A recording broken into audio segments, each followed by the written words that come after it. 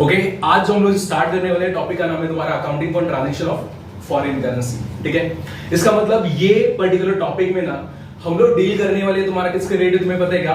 Foreign currency के related. ठीक है, इसका मतलब फॉरेन करेंसी कब आने का जाने का काम करेगा, कब पॉसिबिलिटी है? जब हम लोग इंपोर्ट करेंगे या तो एक्सपोर्ट करेंगे। पॉइंट समझ में है?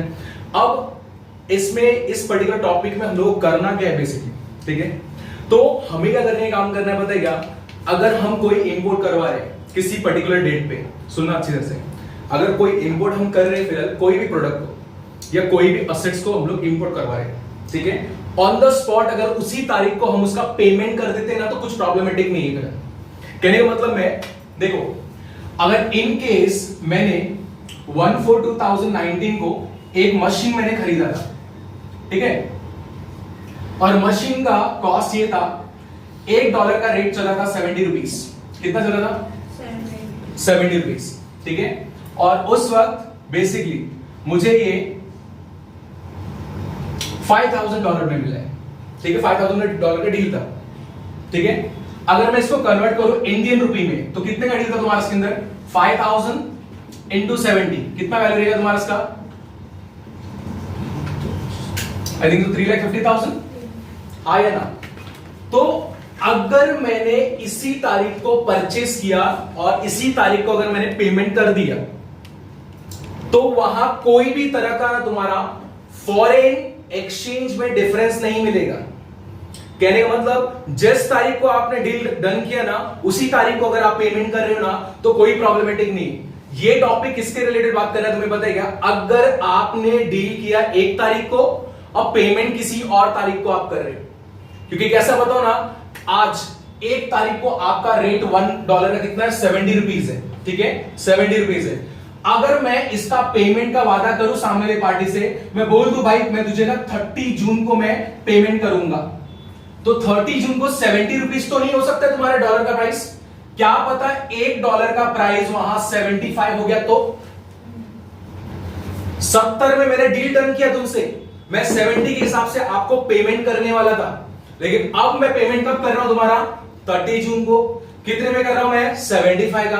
तो मुझे क्लियरली दिख रहा है मैं अब जो पेमेंट करने वाला 70, अब मुझे पे कितना करना पड़ रहा है? 75। इसका मतलब पर डॉलर पे, इसका मतलब पर डॉलर पे मुझे इतने का लॉस होने वाला है। कितना? 5 रुपीज का। पहले मैंने सोचा 3.5 लाख पे मेरा सेटलमेंट हो जाएगा, 3.5 लाख रुपया दे के मैं रघु चक्कर हो जाऊंगा इसमें। पॉइंट समझा? बट अगर हमने पेमेंट करने का इरादा किया और पेमेंट कब? आप दूसरी तारीख को पे कर रहे हो, कोई और डेट को पेमेंट कर रहे हो, तो आप डेफिनेटली फाइंड आउट करोगे ना कोई आपको डिफरेंसेस मिलेगा। जो जिस रेट में आपने डील डन किया ना उस रेट के अलावा कल कोई और रेट में आपको पेमेंट करना पड़ेगा। हाँ, कोइंसिडेंटली ऐसा भी हो सकता है कि 70 रुपीज है तो क्या पता जिस तारीख को पेमेंट करे क्या पता उस तारीख को भी 70 हो सकता है, तो no profit and no loss. But definitely 110% है आपका कि डिफरेंसेस आपको मिलेगा, क्योंकि हर दिन आपका डॉलर का प्राइस चेंज होते रहता है, एवरी डे। पॉइंट समझ में आया? तो इस पर्टिकुलर टॉपिक में हमें एक अंडरस्टैंडिंग बिल्ड करने का काम करना है। किसके रिलेटेड? वो है आपके रेट्स के रिलेटेड। किस तारीख को आप खरीद रहे हो या किस तारीख को आप बेच रहे हो, ठीक है, और क्या उसका पेमेंट उसी तारीख को हो रहा है? अगर उसी तारीख को हो रहा है तो there will be no exchange difference. Difference कुछ भी नहीं आने वाले तुम्हारा एक्सचेंज करते समय। समझ में आया? और अगर आप खरीद रहे हो इस तारीख को और आप पेमेंट कर रहे हो किसी और तारीख को तो डेफिनेटली आपको कोई ना कोई डिफरेंसेस मिलेगा, और वो समझने का काम करना है कि क्या वो हमारे डिफरेंस जो भी है हमारा, क्या वो हमको हमारे लिए प्रॉफिट है या लॉस है। पॉइंट समझा? अब जैसे मैंने बताया, ये देखो 70 रुपीज में मैंने खरीदने का सोचा, अब 75 पे करना पड़ रहा है 3 महीने के बाद, तो ₹5 का नुकसान हुआ कि नहीं हुआ? अगर इनके 70 के बदले मुझे यहां पे करना पड़ रहा है फॉर एग्जाम्पल 65, अगर मुझे 65 पे करने हो रहा है तो मैं तो खुश हो जाऊंगा यार, ₹5 का मेरा क्या हो गया है? प्रॉफिट हो गया। हाँ या ना?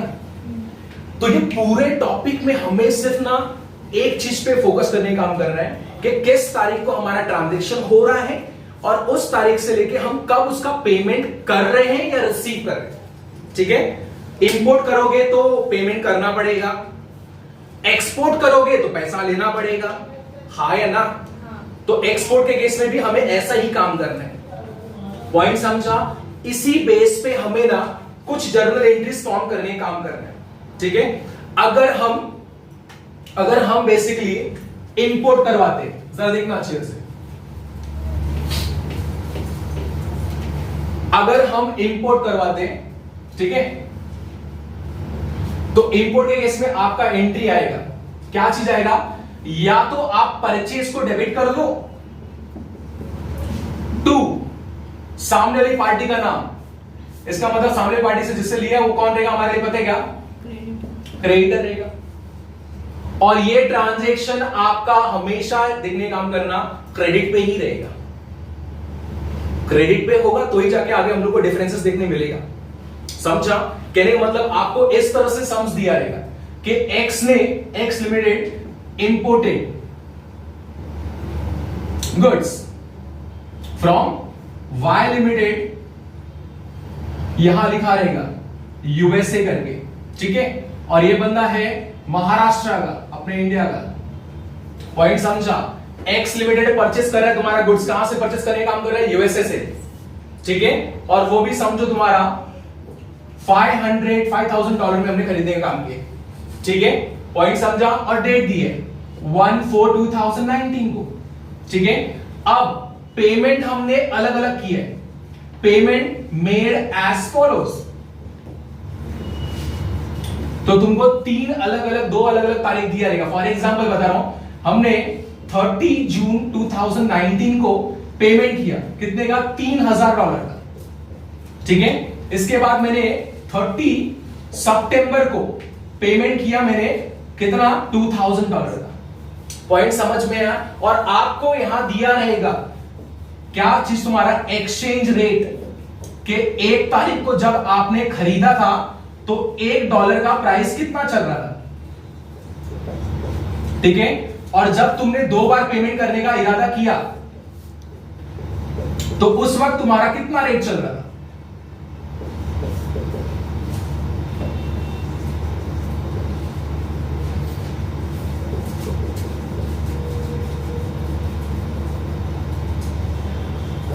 ठीक है?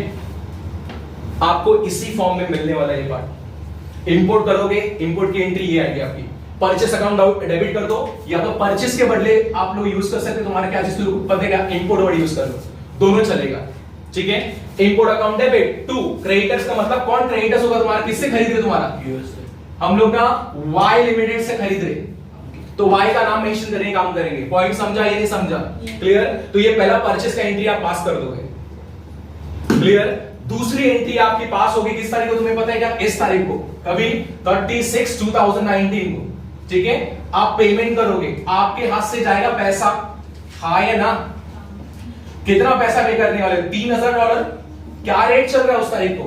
उस तारीख को रेट क्या चल रहा है तुम्हारा? 65, बराबर? तो समथिंग इसका अमाउंट आएगा 65 के सबसे कितना अमाउंट आएगा इसका? 3,000 into 65, 3,25,000 आएगा, करेक्ट? हाँ, अब देखो फिलहाल, अब मुझे एक बात बताओ, वाई लिमिटेड के साथ मेरा डील कितने का था? वाई लिमिटेड के साथ मेरा डील था ना कि ये $3,000 ना मैं पे करूंगा, किसके हिसाब से? 60 के हिसाब से। ये तो मेरा डील था ना, हाँ या ना? 60 के हिसाब से मैंने डील किया था ना। पेमेंट कितना कर रहा हूं मैं? 65। तो ₹5 नुकसान झेल रहा हूं कि नहीं झेल रहा हूं?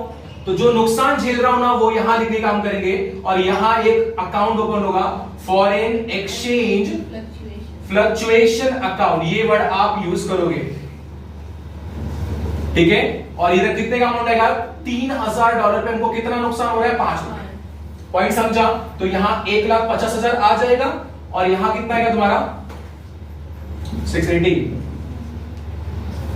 1 लाख। आई थिंक तो कुछ अमाउंट का इधर गड़बड़ है, ये 3 लाख आना चाहिए शायद से,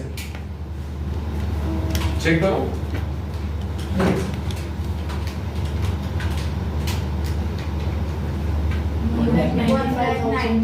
किसका 1,95,000 है? वो 65 का एक बैंक अकाउंट था। कितना है? 1,95,000। 1,95,000? हाँ। ओके ओके ओके ओके, बराबर 1,95,000। तो ये अपना 15,000 आएगा, 3000 इंटू 5 ना 15,000, ठीक है। पॉइंट समझ में आया, क्लियर। तो अपने को ना हर डेट पे जब जब पेमेंट करेंगे हमें सिर्फ देखने काम करना है whether we are getting profit या इनकरिंग लॉस, हम लॉस कर रहे हैं या हमको प्रॉफिट हो रहा है। पॉइंट समझा। और by end of the tax year, जब तुम्हारा साल खत्म हो जाएगा, फॉरेन एक्सचेंज फ्लक्चुएशन अकाउंट को आप क्लोज करोगे और ट्रांसफर करोगे प्रॉफिट एंड लॉस अकाउंट में।